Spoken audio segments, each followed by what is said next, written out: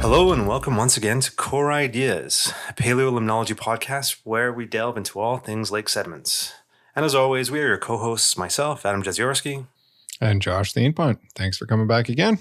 And this week, we're doing something slightly different. We're not going to be actually talking a huge amount about paleo specifically this week.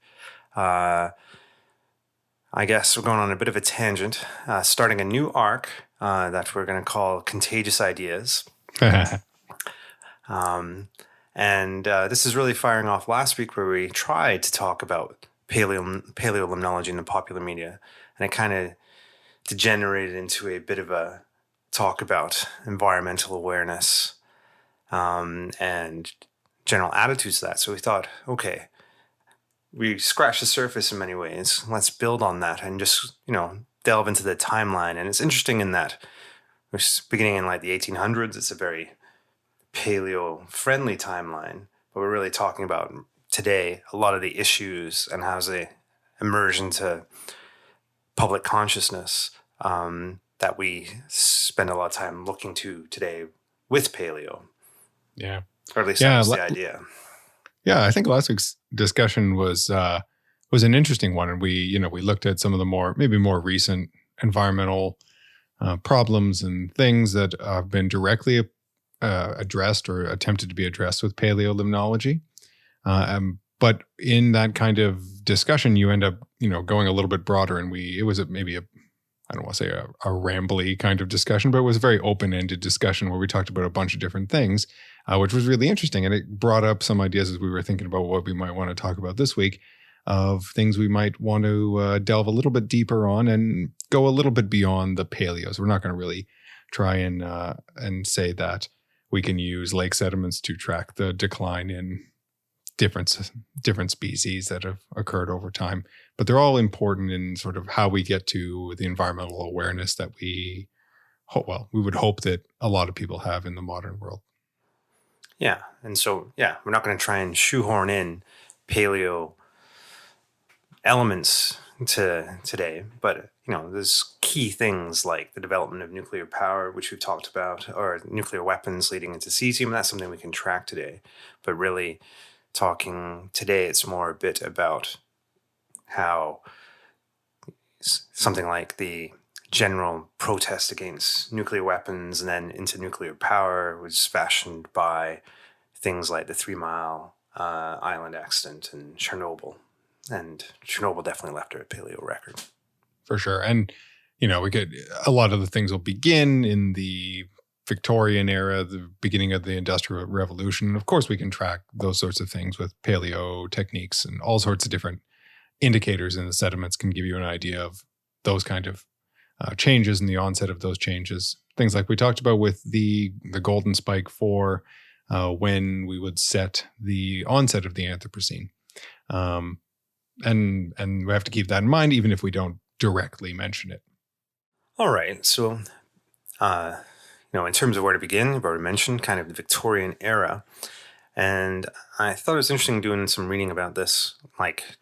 It's one of those things where in your mind, you know this, but then you try and put a timeline together and it all makes a lot of sense of the transition from nature being something that was subjugated. And you think of like very symmetrical Victorian era gardens. It's like we will make nature conform to the way we want it to. And then the earliest roots of, I guess, environmental awareness, environmentalism, I don't know what kind of label you'd want to put on it, but the transition from it being nature being something subjugated to something with intrinsic value of its own potentially being lost, at least in a Western European kind of consciousness setting, really seemed to grow out of pushback against some of the developments of the Industrial Revolution in the mid to late 1800s, really. Yeah, such a rapidly changing time period. It's perhaps not all that surprising that viewpoints and opinions on all sorts of different subjects were also rapidly evolving at that time period. In such a short amount of time, going from the way in which people had lived for centuries to a completely different way of life for everything related to economics, innovation, all of those different things. Yeah, what a change in the history of our species and all of the things related to how we impact the environment. The first real large scale potential to cause significant changes to the broader environmental setting. Yeah, and so there was a big change, I guess, from the equivalent of a medieval tannery just being located on the outskirts of the village because of the short range impacts to you get to 1863 and you're getting the first real environmental laws coming into effect in response to gaseous hydrochloric acid being released above residential areas effectively and using the air as an open sewer on a large scale and causing great harm. And so it makes sense that it all snapped together very quickly, but all of a sudden, we're not dealing with, you just turn the corner or go around the corner and you don't see what you don't want to see anymore. Like the effects are so much bigger because the scale of production was so much bigger than what I'd been seeing before. The soot coming off of the blacksmith's forge in the small town is not going to be of concern to the entire populace of the town, let alone the greater county. But when you have factories producing all sorts of different products and burning coal at massive amounts, of course it's going to be recognized by much broader population, and because of that there's going to be some pushback and there's going to be the need to introduce some of these different mechanisms to attempt to control that. At least by some people will want to do that. Yeah, and I thought it was cool reading up again. This is a classic example, and he covered in like grade 10, 11 biology, or very in terms of natural selection at work, but the black peppered moths in England, and how very rapidly you saw a change in response to the vast amounts of soot that were being pumped up into the air that were changing the color of the trees writ large. So you had like black phenotypes that were initially incredibly rare, with the first recorded specimen being in 1811, first live specimen being caught in or documented at least live specimen being caught in 1848. But within 50 years, the dark colored phenotypes, or the black moths, were in the greater Manchester area being reported at 98% of the total population. Just this complete swing of these really, all of a sudden, what was a deleterious, I guess, phenotype because you were easier to be seen on trees by birds. All of a sudden, that is the way to be if you want to live. Yeah, an example that many biology students, many students are familiar with, but just unbelievable to imagine the change being driven by something like the human production of carbon particles. It still floors me. And then also, from the 60s onward, have bounced back the other way in response to laws and regulations and societal changes in terms of that is not cool anymore. And the darker phenotype is, I'm not sure what the exact numbers are, but it's definitely nowhere near 98% anymore. Yeah, clearly a plastic trait in that species. Cool.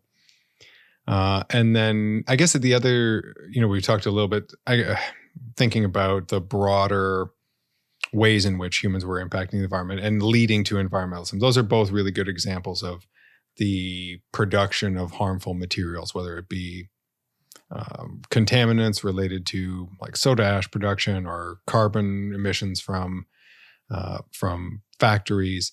At the same time, we also have the kind of mechanization, the large scale industrialization of consuming species, whether that be the hunting of passenger pigeons in North America, or the bison, the plains bison in North America, really corresponds to about the same time period, that latter part of the 19th century, where we got to the point where, we could consume species, we could take species out of the environment at industrial scales, just as we were producing emissions at industrial scales. And because of that, at the same time, we have the onset and the generation of some of the more conservation themed environmental protection activities and activism in many different areas, but a lot of them really centered around the United States in particular. Yeah, just the idea today that something like the passenger pigeon, obviously extinct almost a century before we were around, but just that this huge thing like dominated the airs of like Eastern North America in these colossal flocks. And part of it was just, the fact that it was unimaginable to the people that they would ever run out. Yeah. I don't think anyone was thinking, well, let's wipe these things off the face of the earth. It must have seemed like an endless resource. And you can scale that to all different locations, like the fisheries resources off the Grand Banks and the Atlantic cod fishery in Western or Eastern Canada. It must have just seemed impossible that you could ever depopulate such a bountiful resource in the environment. Like, because, the passenger pigeon flocks, the claim that it would have taken days for them to fly overhead and, blotted out the sun. How could you, a bunch of people with firearms wipe out such a resource? But yet, in only 50, 40 years, they were gone. Yeah. And you had some recognition because there were conservation efforts put in place. And in the case of the passenger pigeon, they were ineffective. I guess there were various regulations and groups trying to protect it or protect them or control the harvests in some shape or form. Mm-hmm. But it just was too little too late in the end, and the decline was too precipitous. Yeah. The tipping point was not recognized until it had been passed, basically. Mm-hmm. Yeah, no, I don't want to give people a free pass. The industrial hunting of the plains bison, they were intending to take as many of them as they possibly could. It wasn't that they were, not aware of the fact that the numbers were declining every time a hunt would go on. So there was definitely a selfishness associated with all of those efforts. But it certainly spurred a conservation movement writ large across the United States and other locations as well.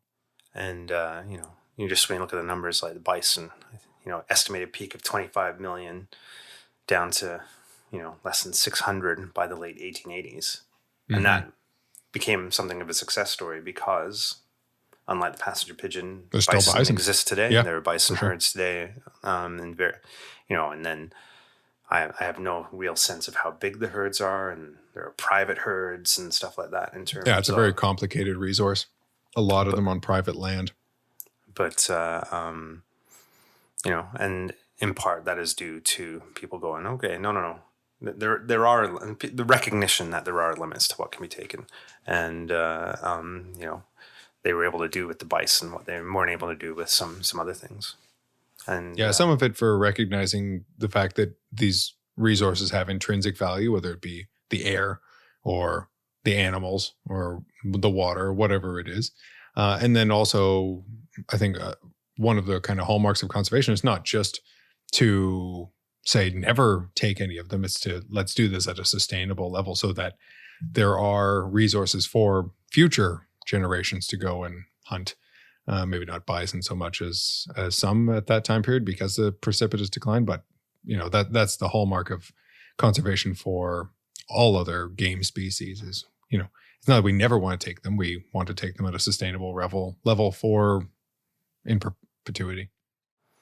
And, and then these conservation efforts led into the development of what would become the park systems, But what I thought was really crazy, if you look at Yellowstone National Park, which would be, I guess, in many ways, the first national park in the whole world, and obviously in the United States, in 1872, some section of it was protected.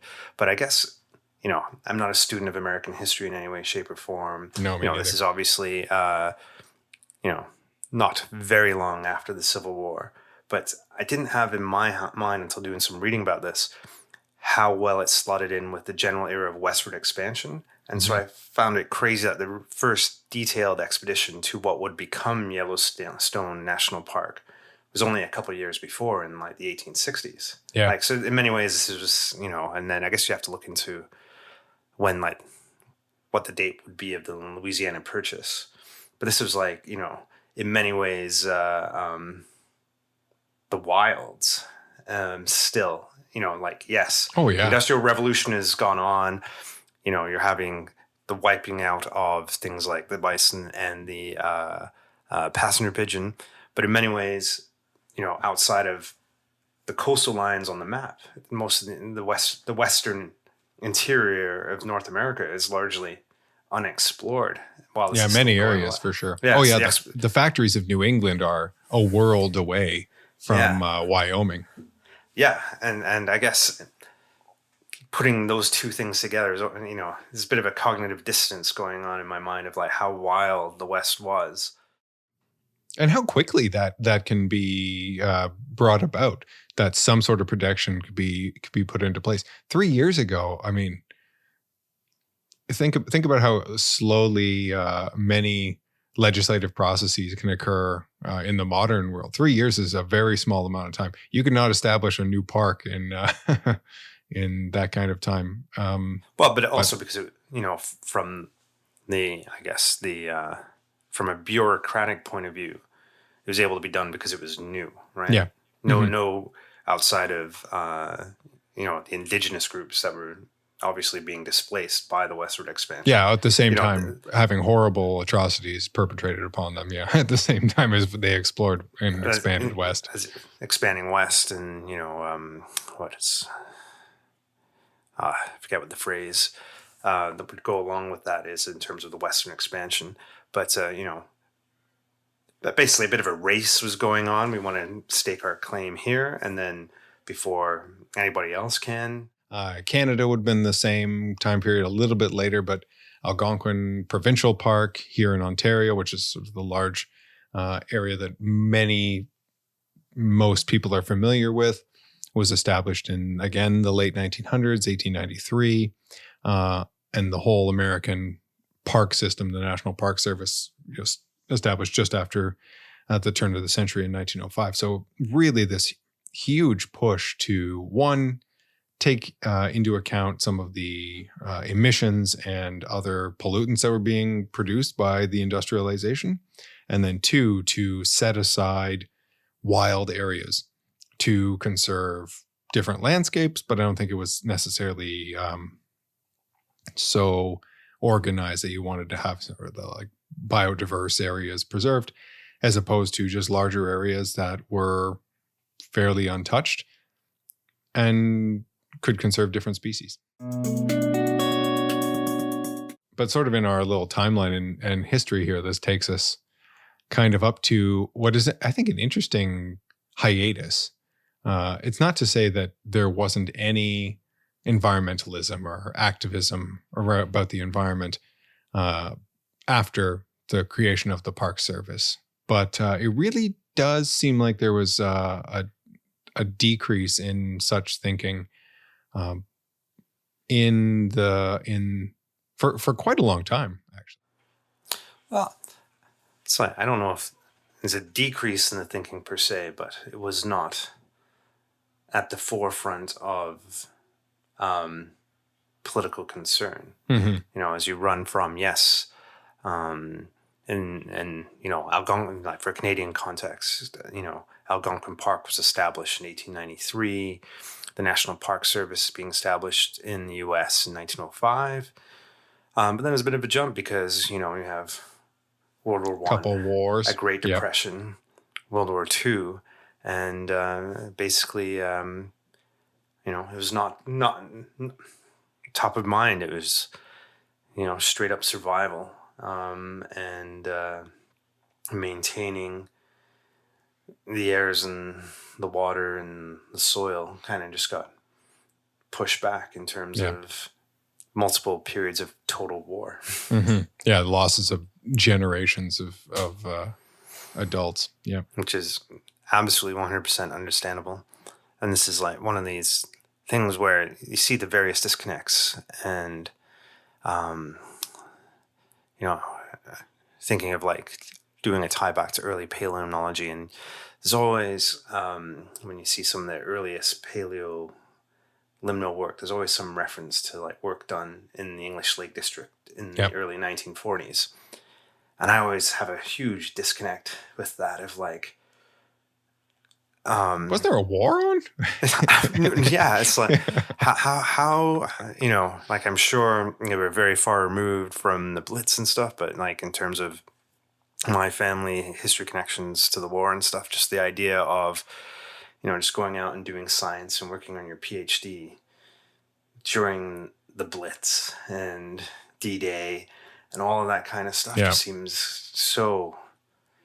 I'm sure there was lots to read in the newspaper when you were having your lunch. Yeah, it's like, and, just different worlds going on at the same time. But anyway.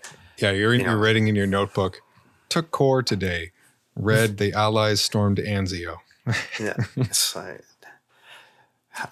yeah, it's baffling to kind of process how, and I'm sure in many places around the world, the wars seemed very far away. But yeah. But anyway, because of those, in terms of headline level stuff, there's a fairly big gap, and so we kind of when we slice this all up, we're talking about like environmental activism and the Industrial Revolution / Western expansion, and then there's a big jump until the post-war Great Acceleration and the impact that had on broader environmental activism. And this is where we get back a little bit closer to some of the things we started talking about on the last episode related to acid rain and things like that. And much of it, what I originally would have thought started with Silent Spring, which is the book by Rachel Carson that we've referenced a couple times in this. But it turns out actually the World Wildlife Fund was founded before that, which I had no idea. Yeah. And just so 1962 would be when Silent Spring was published, and the World Wildlife Fund 61.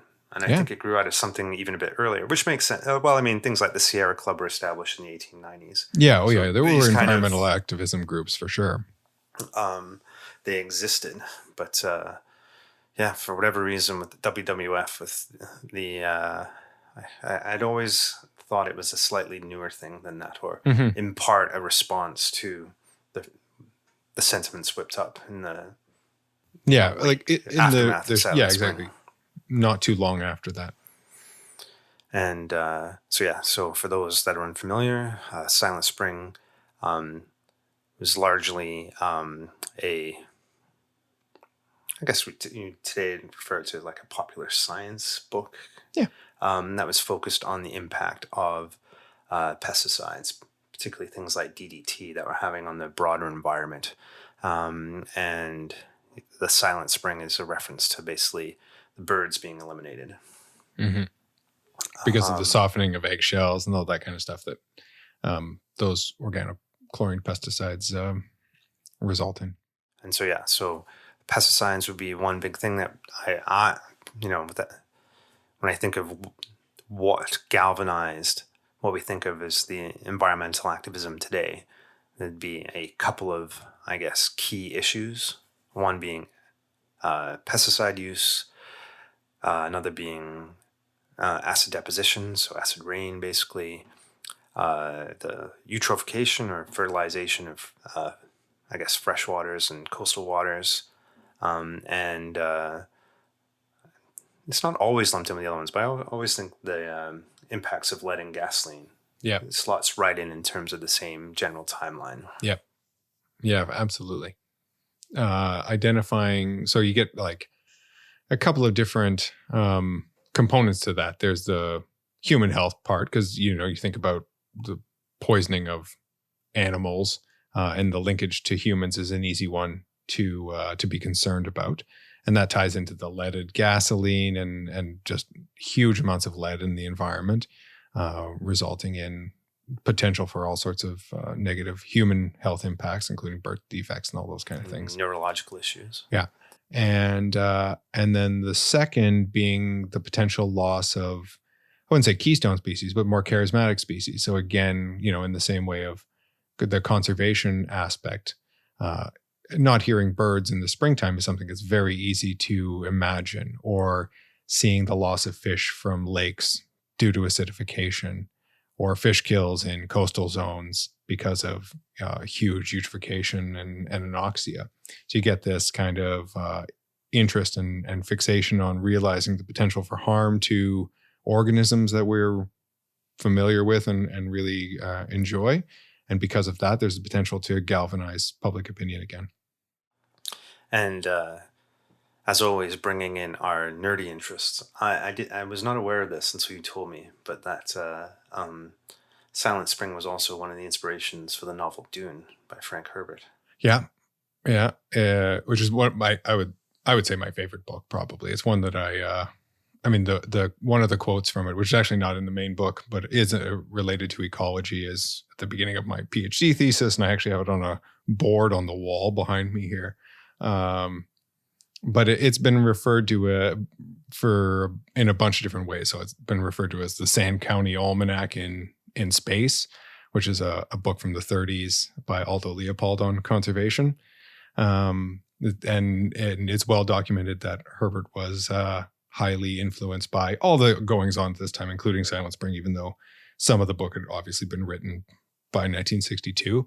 But just the environmentalism and the linkage to taking things that were happening on Earth and setting them in a different context, in a science fiction sort of fantasy perspective, but being able to bring those ideas out. And it's a very popular novel right away, and one that caused an environmental knowledge in an audience that may not have been, so up on reading Silent Spring, for example, but did read this book and got a little bit out of that. So you'll be there on opening night whenever the new, is it like absolutely, the next movie comes? Absolutely, okay. I will be first in line.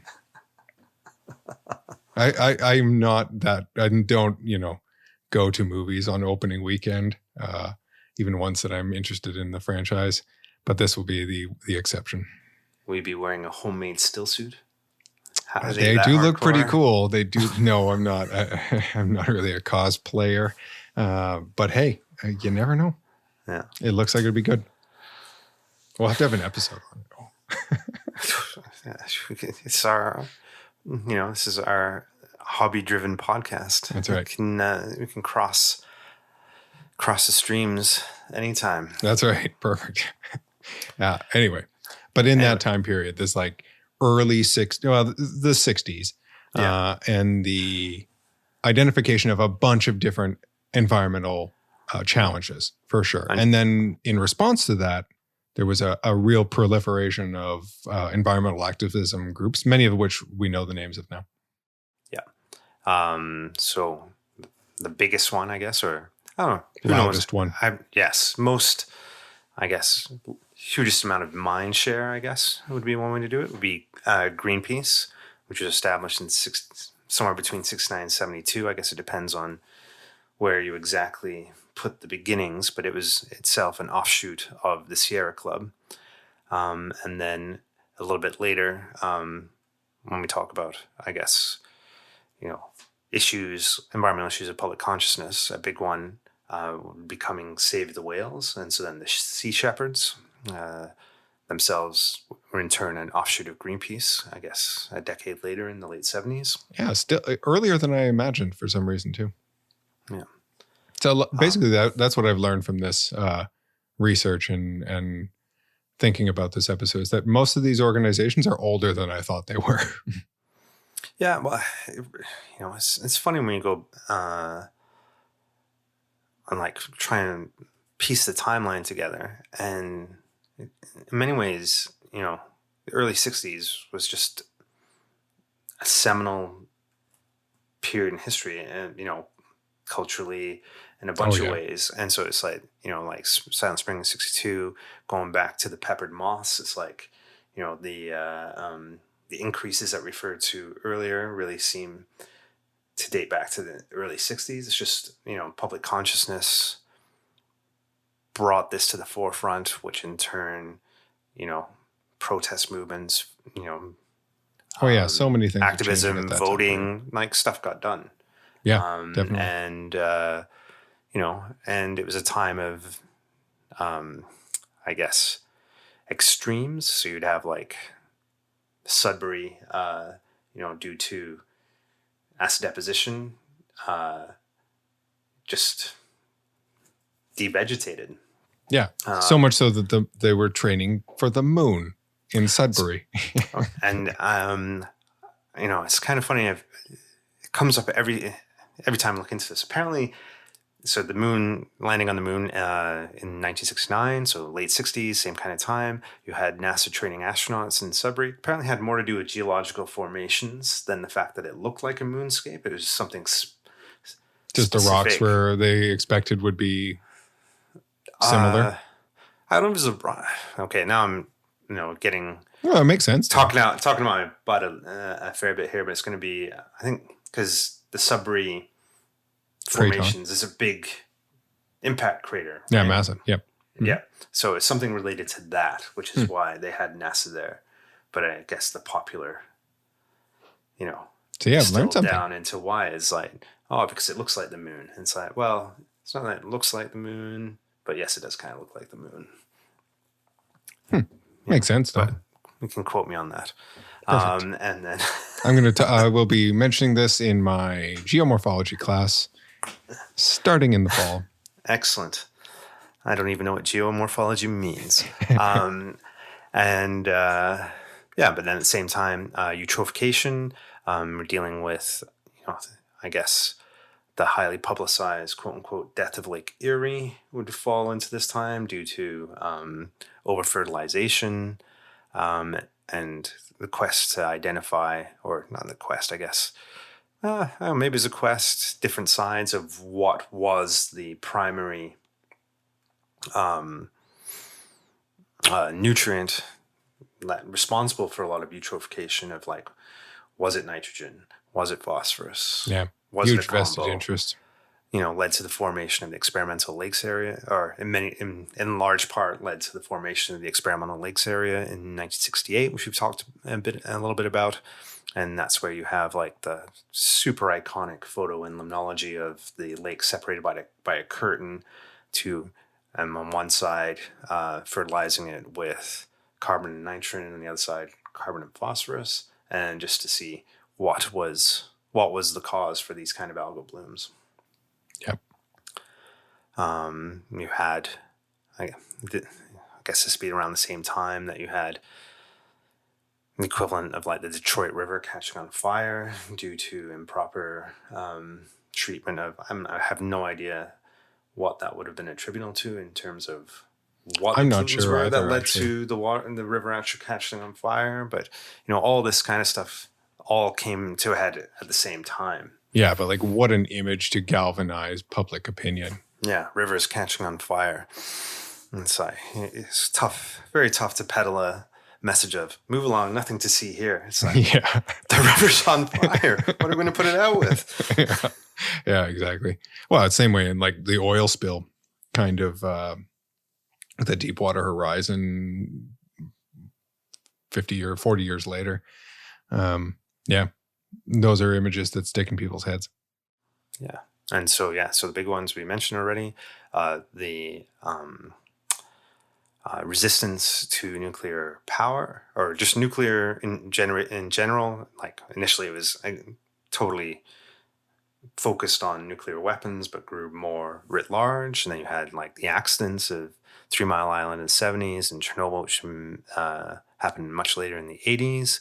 So that ties in with Greenpeace.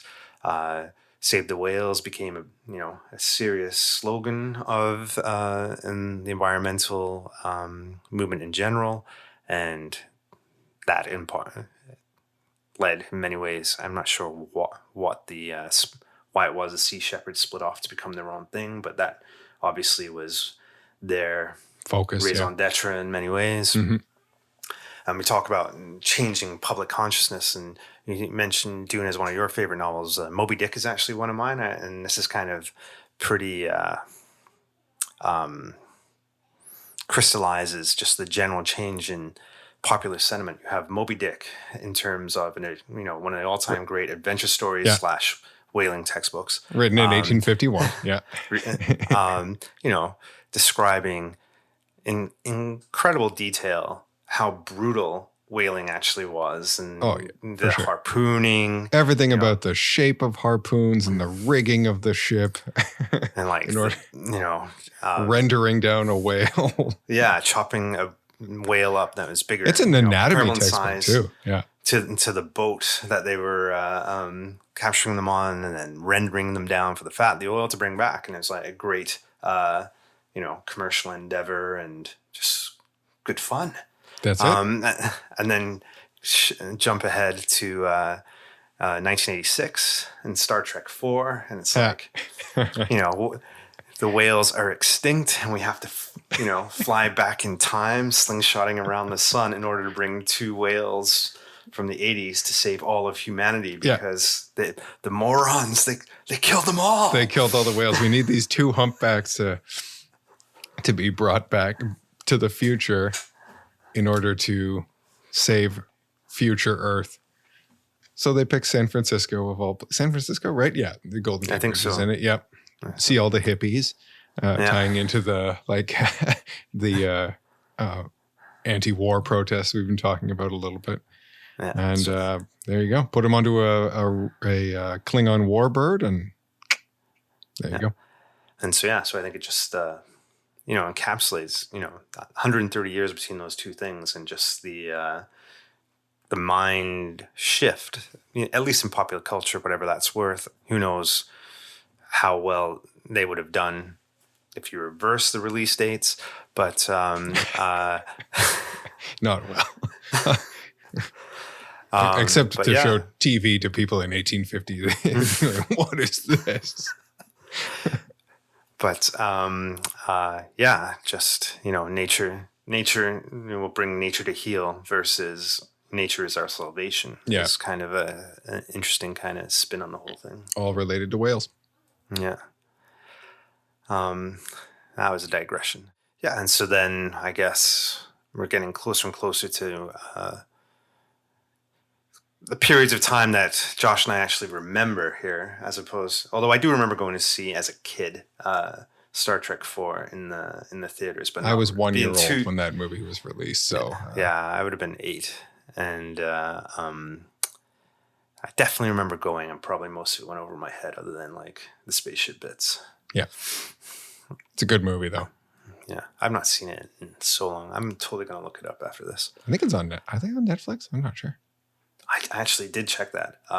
It is not. The shows are, but the movies are not. The movies it must be on somewhere else.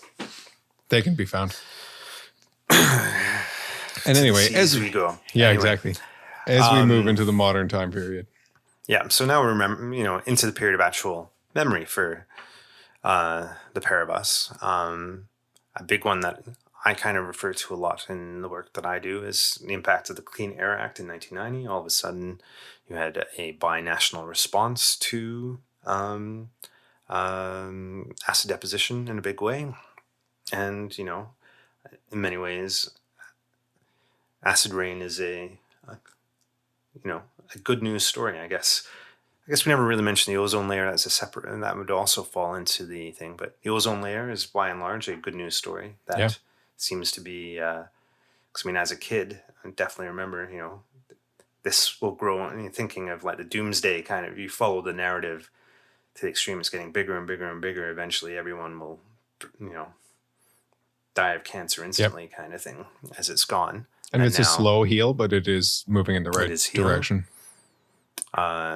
Acid deposition, it's definitely not. Definitely, movement has been in the right direction. There's all kinds of issues related to the legacy of acid rain, but acid sulfate deposition in general. Yeah, especially for sulfate. Yeah. And again, we have our own biases here, being Canadian, but in Eastern North America is much less of a thing than it was. Other regions of the world, it is still a big, big issue. Yeah. More of an emerging concern there. Yep. But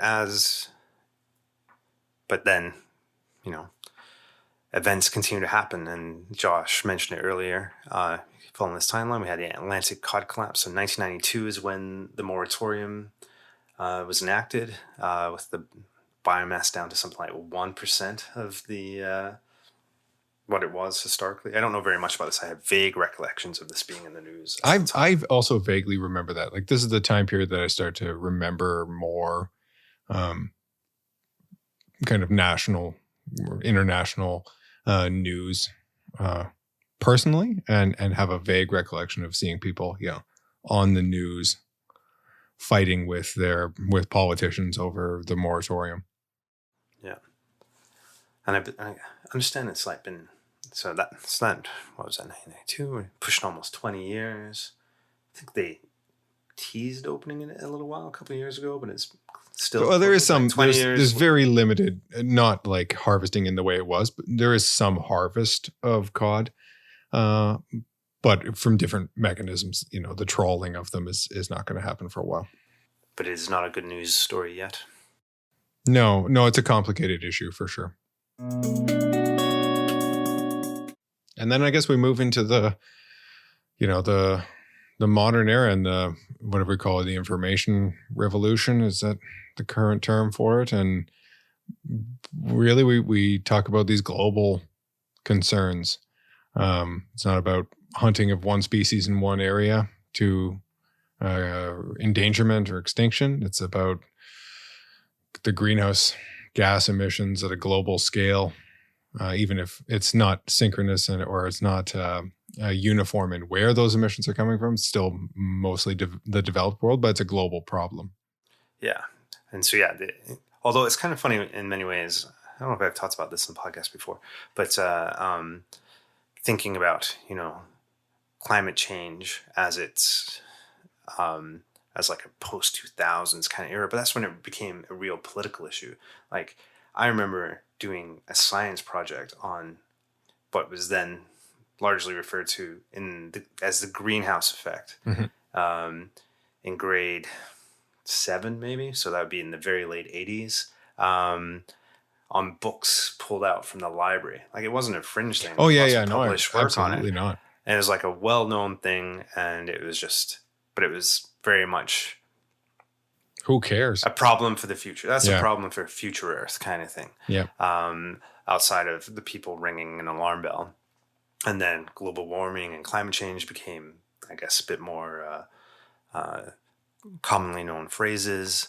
And then you had the release of, I guess, An Inconvenient Truth in 2006. And at least in an American context, it went from being a global health issue to a political issue. Yeah. Basically, almost overnight. I mean, it always was, but there was always a political slant on it. But that was just like Team Red, Team Blue. These are our points on it, and game on. Yep.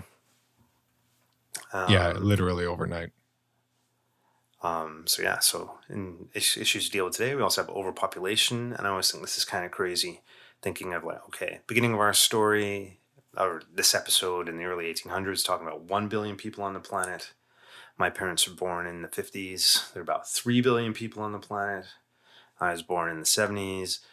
4 billion people on the planet. My kids are born in the last couple of years, and there's now 8 billion people on the planet.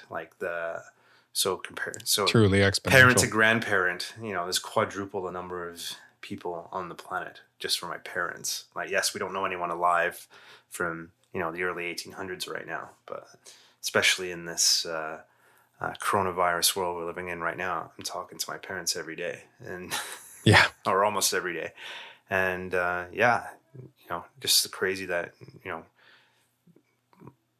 looking to on our way to triple the number of people from the day that they were born. Yeah, and that presents real challenges, no doubt, for everything, not just for the common things about emissions that we talked about and feeding that many people, but at every level, that's something to be planned for or dealt with. There's not all. I think that seems to be a common thread through all this. It's very little proactive. It's always reactive.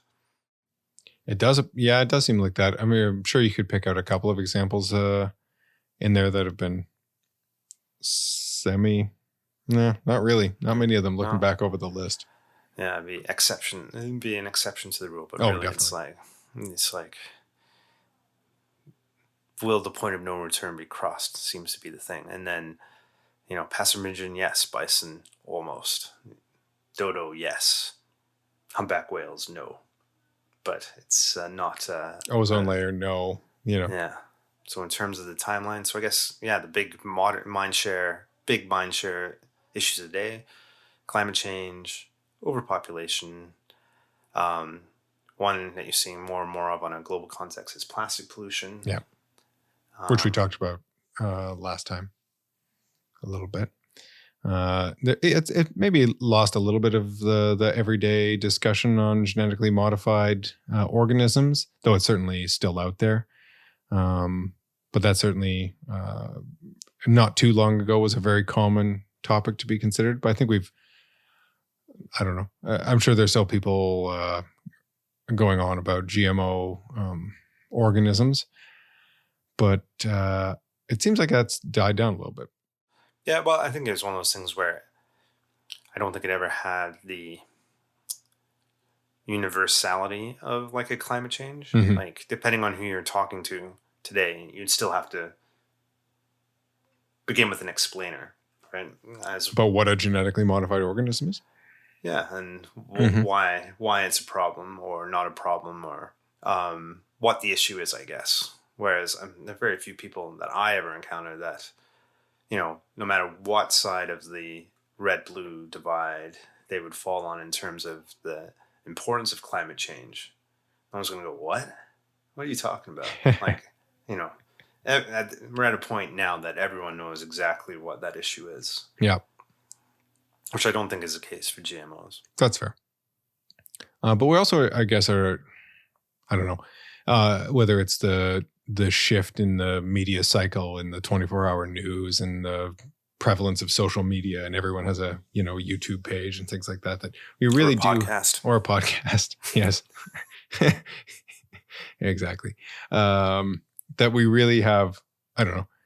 And I'm sure it was the same. It would have been the same if all of these tools had been available during the protest movements of the 60s. But there are some pretty powerful activism forces out there. The Greta Thunbergs of the world, and more locally than that, we have lots of different examples of people fighting for the environment, and that's a thing to be celebrated, I think. I think Greta Thunberg is such an interesting story, like, at least in my own kind of perception, because when she first kind of blew up onto the scene, I was like pretty meh,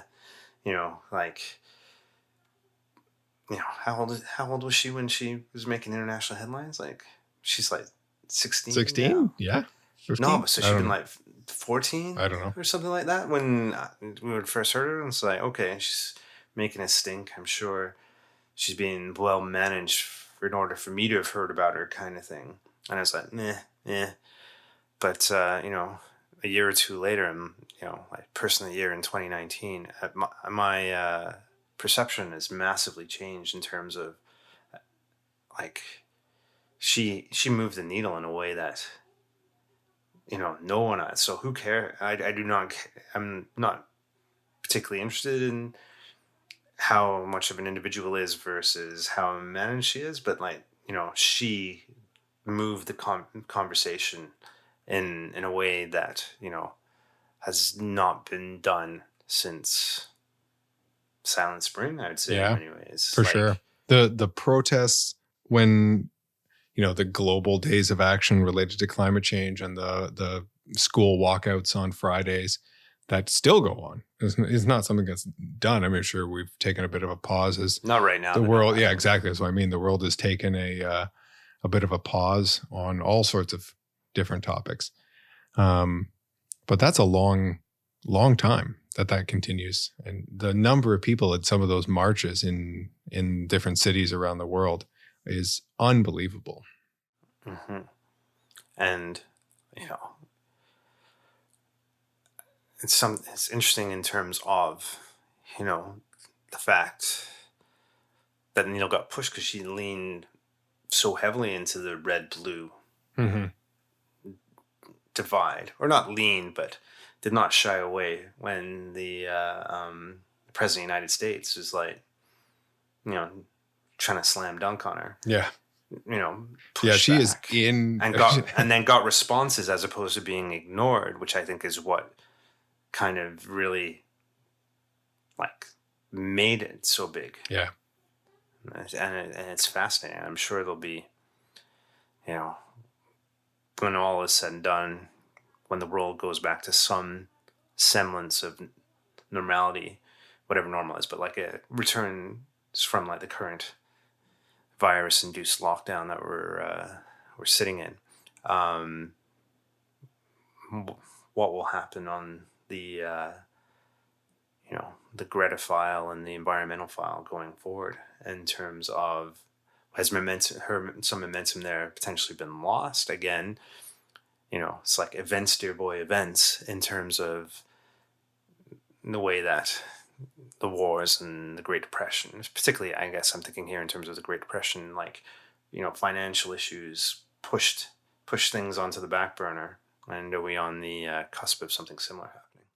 Yeah, I think that's not a bad place to kind of wrap up this discussion, is just the unknown associated with, you know, where we are at the moment in this, everything coronavirus, everything COVID-19. What is the future? Do we go back to where we were? Do we accelerate back into, you know, back to the economy? Let's get the stock market as high as it can go.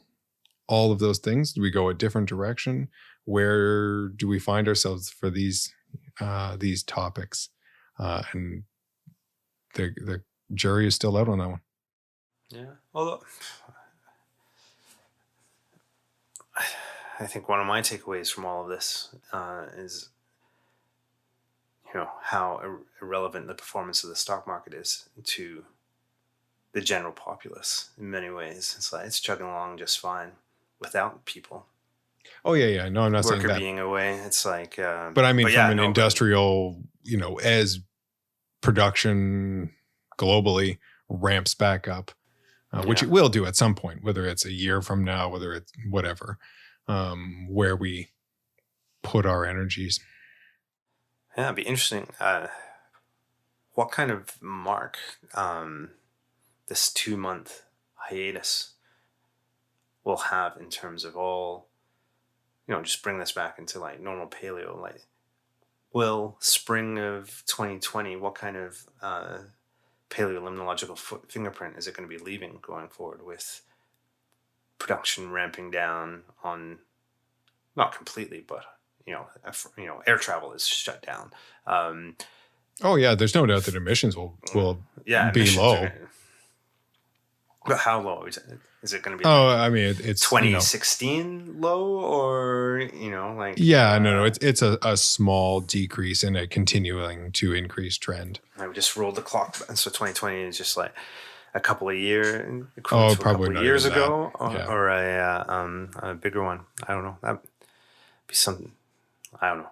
Very interesting to see how that all plays out. Well, it still does depend on how long this continues. But we are, you know, we're pushing at something like that, but it's not decades. Anything else you want to talk about on this kind of front? No, it's been I think it's been a rambling timeline, I guess, of things that we found interesting on this topic. Mm-hmm. And I learned some things on this one, actually.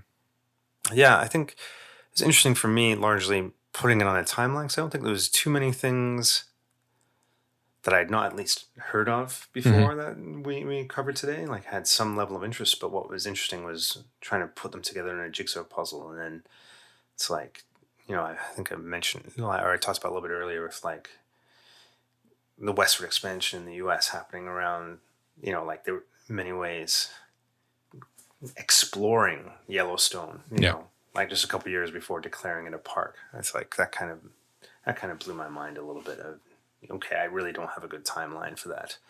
I think it's neat how there are these like nodes of acceleration in some of these thinking. So the initial one we talked about, and then all of these changes in the 60s. And now I would argue we're hopefully at one of those right now, related to, all different things coming together, social, economic, political, whatever they may be. It's interesting to see that they kind of coalesce around these points in history. And I guess, one last thing, just going back, that I thought I'd touch on, but it didn't really slide in really well in any way. But also talking about the Greta Thunberg issue would be scientists don't make good spokespeople. Well, some do, but many don't. By and large, don't make good spokespeople, and that is probably another element of her elevation, I guess, into the public consciousness. Yeah, because she is not a lab coat wearing scientist. Oh, she's a kid. Yep. Speaking of lab coats or things, what was this about this T-shirt that you had a great idea for? Well, it's kind of what I was trying to turn the conversation to with this. Because that whole, public sentiment, we talked about the bacon and egg heads talks, going like science as activists, or not scientists as activists in various levels, and a paper, I think we mentioned it last time, written by my supervisor John Small, looking at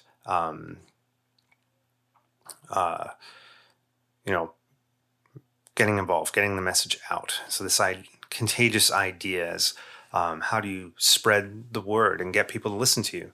And one of the things I thought was interesting is like the public view of academics is really quite high. And then one of my own thoughts related to that is that high esteem related to lack of outreach? And is it a case of Schrodinger's academic esteem? It's like, you are believed because you never say anything. But once you start talking, that esteem will evaporate. I love it. And that could be worked into a Core Ideas T-shirt somehow. We'll be taking orders. We won't be able to fulfill them until all of this craziness ends and we can find until they can be made in massive factories on production lines of the millions. That's right. But look out for those in the hopefully not too distant future. Schrodinger's academic esteem T-shirts, Core Ideas branded. Yeah, I'll be wearing mine for sure. Yeah, cool. But I guess anything else? On that note, any mail in the bag this week? I don't think so. Well, let me check the mailbag. Click, click, click. There's nothing in the mailbag. Huh. Shocking. So we'll check again next week. Yeah. But we have had some Twitter responses, which is kind of cool. And shout out to Josh Couric this week, the Twitter follower of the week, who liked our Adam does all of the graphics of us on TV from an old picture from Pals we talked about a couple weeks ago. But yeah, hopefully you like this episode. It's a little bit of a divergence from what we normally do, but we love feedback. So give us a shout out at easiest way or most direct way would be on Twitter. At Core Ideas Paleo, Paleo. Something longer can be sent to us by email at coreideaspodcast@gmail.com. You can check out all the old show notes on coreideas.ajeziorsky.ca, but I think you can find a link to that on the Twitter. I guess Twitter would be the landing page for any kind of contact for us, and then you can spread out from there. But we do have the website if you ever wanted to look back at old episodes or old shows. Yeah, and this is old notes. As we said, this is the first episode in our third arc on Contagious Ideas, and we're gonna expand a little bit. We'll go back to some paleo science in a couple weeks. We're going to spread these out a little bit just because they're taking a little more research than the initial ones. So it'll be a couple weeks between episodes. But I think next time we're going to talk about some historically significant papers and projects, and kind of delve into some of those classics. And we'll begin with the ones that we think are really interesting. So key stuff, I guess, like the ELA. Work done at the ELA will figure prominently, but as always, if you think we're missing anything, let us know. Sounds good. And if not, everyone take care out there, and we will be back in a little bit, and stay safe. Yeah, thanks for listening, and catch you next time.